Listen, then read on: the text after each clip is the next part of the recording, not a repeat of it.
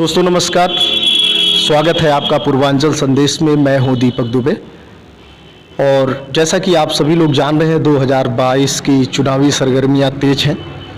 बस्ती 311 महादेवा विधानसभा जहां पे हम बैठे हुए हैं, यहां पे वोटिंग 3 मार्च को होनी है और गणना 10 मार्च को होगी। तो आज हमारे साथ समाजवादी पार्टी के जिला उपाध्यक्ष रणजीत यादव, रिंटू यादव जी हैं। आइए बात करते हैं इनसे कि क्या है महादेवा का हाल और किस तरीके से आप लोग सामना कर रहे हैं जनता का। तो स्वागत है यादव जी आपका। बहुत बहुत धन्यवाद आपको। सबसे पहला सवाल रिंटू भाई कि क्या मुद्दे हैं जिन्हें लेकर आप जनता के बीच में जा रहे हैं। देखिए, हमारे पार्टी का जो मुद्दा है बेरोजगारी, महंगाई, किसान बेरोजगारी और सबसे बड़ा मुद्दा तो बेरोजगारी है, महंगाई है। और आप देख लीजिए किसानों के प्रति जो सरकार अन्याय कर रही है,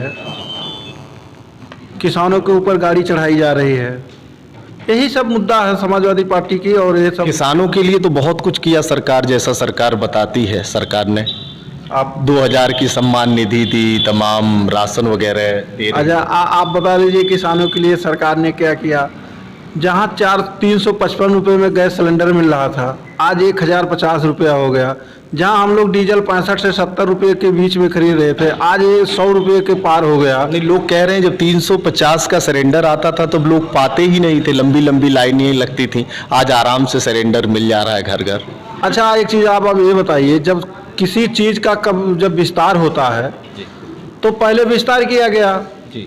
तो जब चीज़ें क्रिएट हो गई, सारी चीज़ें डंप हो गया, तो उसके बाद लोग पा क्यों नहीं पा रहे थे। सारे लोग पा रहे थे, हम लोग भी सिलेंडर पा रहे थे। इसमें आप सारे लोग से पता कर लिए कौन नहीं सिलेंडर पा रहा था।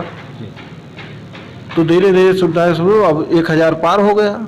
क्या लगता है कि आप लोग फतेह कर पाएंगे ये चुनाव। हम लोग 300 प्लस।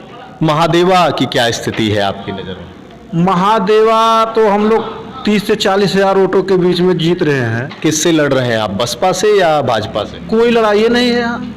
सबसे ज़्यादा 25% मत दलितों के हैं यहाँ पे।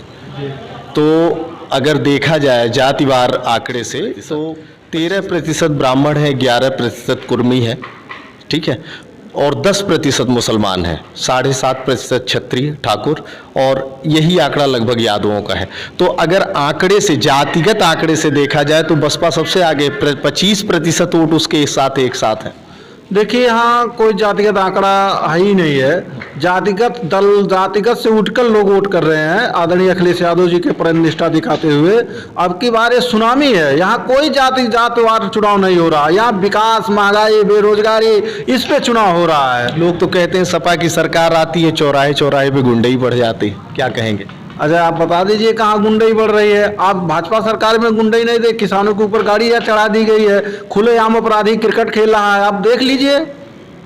अच्छा, ये सरकार दावा कर रही है कि भ्रष्टाचार कम हुआ है, घूस लूट खसोट कम हुई है, क्या कहेंगे इस पे। भ्रष्टाचार आप देख लीजिए कहाँ कम हुआ भैया।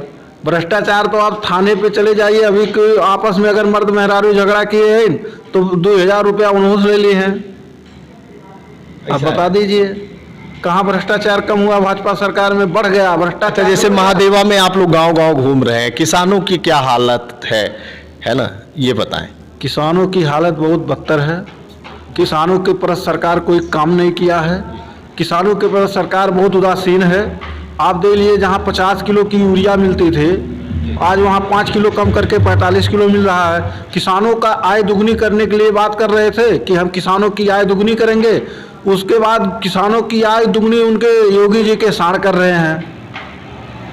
अच्छा, ओवैसी जी की भी पार्टी से कोई समर्थित उम्मीदवार यहाँ पे है, तो क्या लगता है कि मुसलमान आपको वोट देंगे या ओवैसी जी के साथ जाने वाले। देखिए, मुसलमान बहुत पढ़े लिखे हैं जी, सब अपने आप में बहुत टैलेंट हैं। वो किसी के बहकावे में नहीं आएंगे। ओवैसी जी के बहकावे में, किसी के बहकावे में नहीं आएंगे। उनको जहाँ अपना भला वहाँ वोट करेंगे। मतलब आप मान रहे हैं कि फतेह कर रहे हैं आप ये सीट? 1001% हम लोग ये सीट जीत रहे हैं। कोई लड़ाई नहीं है यहाँ, किसी से लड़ाई नहीं है। हम लोग 40,000 वोट से अधिक से जीत रहे हैं यहाँ।